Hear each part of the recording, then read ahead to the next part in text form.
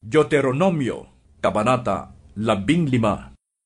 Ang bawat ikapitong taon ay gagawin ninyong taon ng pagpapatawad sa mga may utang sa inyo. Ganito ang inyong gagawin. Huwag na ninyong sisingilin ang kababayan ninyong may utang sa inyo, sapagkat ito'y taon ng pagpapatawad na itinakda ni Yahweh. Ang mga dayuhan lamang ang sisingilin ninyo, at hindi ang inyong mga kababayan.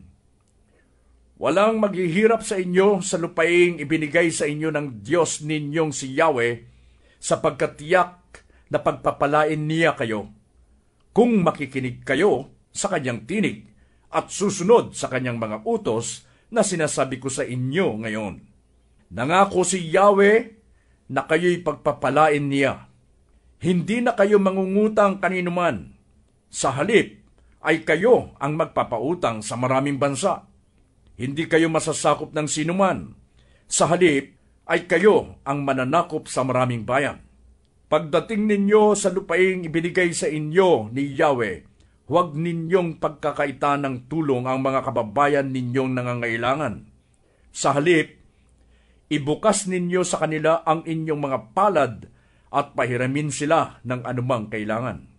Huwag ninyong pagdadamutan ng inyong kababayan kapag nangungutang siya sa panahong malapit na ang ikapitong taon, ang taon ng pagpapatawad. Kapag sila'y tinanggihan ninyo at dumaing sila kay Yahweh, mananagot kayo sa kanya. Pahiramin ninyo sila ng maluwag sa inyong kalooban at pagpapalain kayo ni Yahweh sa lahat ng inyong gagawin. Kailan may hindi kayo mawawalan ng mga kababayang mga ngailangan. Kaya sinasabi ko sa inyong, ibukas ninyo ang inyong mga palad sa kanila.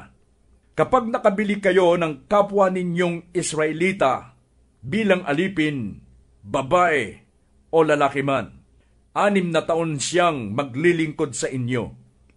Pagdating ng ikapitong taon, palalayain na ninyo siya, at huwag ninyo siyang paaalisin ng walang dala.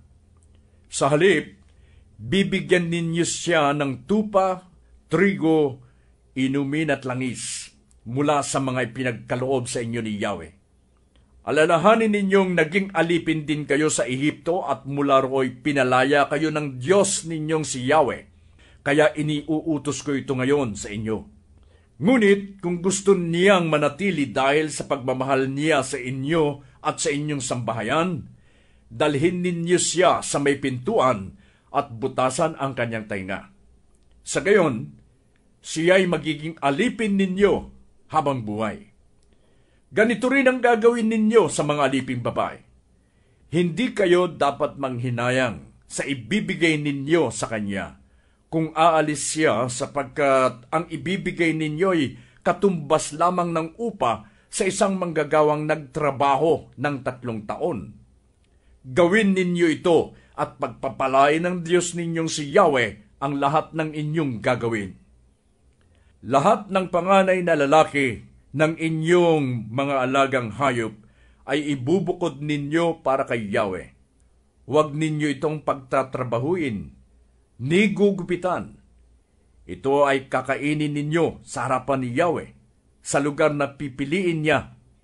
Ngunit, kung may kapansanan ng panganay na hayop, bulag o pilay, huwag ninyo itong ihahandog kay Yahweh na inyong Diyos. Ito'y maaaring kainin sa bahay, tulad ng pagkain ninyo sa isang usa. Pati ang taong itinuturing na marumi ay maaaring kumain ito. Huwag ninyong kakainin ang dugo. Kailangang patuloyin ito sa lupa.